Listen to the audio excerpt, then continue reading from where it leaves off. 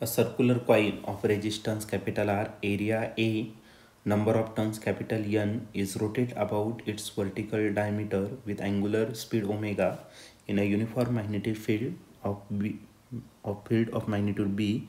The average power dissipated in complete cycle. तर हा question 2024ला आलेला होता. ए ऑप्शन आहे N square A square B square omega square divided by 2R. B option आहे B N A omega divided by R.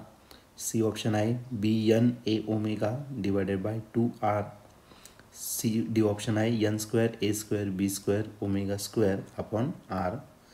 तर या 4 ऑप्शनपैकी या क्वेश्चनचं करेक्ट आन्सर काय असलं पाहिजे तर आपण याला सॉल्व करूया आणि मग डिसाईड करूया.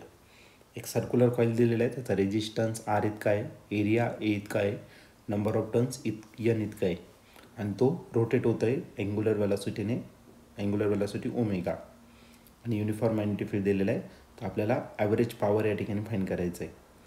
तर आपण सर्वात पहिले काम करू, मॅक्झिमम ई एम एफ किती प्रोड्यूस होणार आहे ते आपण या ठिकाणी घेऊ जेव्हा कॉईल रोटेट होणार आहे. The maximum E M F produce in a coil rotating with angular speed किंवा वेलॉसिटी म्हणा, अँग्युलर वेलॉसिटी ओमेगा. ओमेगा एवढ्या अँग्युलर वेलॉसिटीने जर रोटेट होत असेल तर ई एम एफ किती तयार होणार आहे.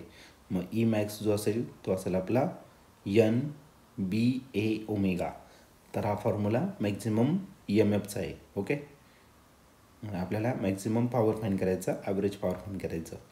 आता बघा, पॉवर जर घेतला तर पॉवरचा फॉर्म्युला काय असतो, ई स्क्वेअर अपॉन आर असतो, ॲव्हरेज पॉवर. ठीक आहे, मग ॲव्हरेज पॉवर जर घेतला तर ॲव्हरेज पॉवरचा फॉर्म्युला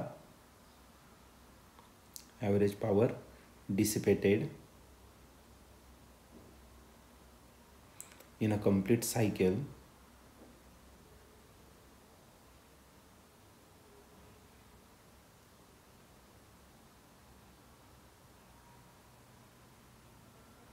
मग ॲव्हरेज पॉवर जर घेतला तर तो काय भेटेल आपल्याला, ई मॅक्स त्याचा स्क्वेअर डिवायडेड बाय आर.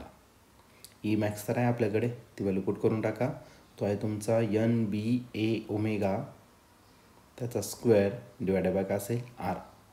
आता इंडिव्हिज्युअली प्रत्येकाचा स्क्वेअर करून घ्या म्हणजे आपल्याला भेटेल एन स्क्वेअर बी स्क्वेअर, पहिले ए घेऊन टाकू, ए स्क्वेअर कारण की ऑप्शनमध्ये तसं आहे, B square omega square divided by R. आणि याचं आपलं काय असणार फायनल आन्सर. ओके, मग ॲव्हरेज पॉवर जी डेव्हलप होणार आहे फॉर वन कम्प्लीट सायकल तर किती भेटेल, N square A square B square omega square divided by R. हे त्याचं ऑप्शन असेल. आता एक काम करू, 4 ऑप्शनपैकी या क्वेश्चनचं करेक्ट ऑप्शन काय आहे तर आपण याला बघूया.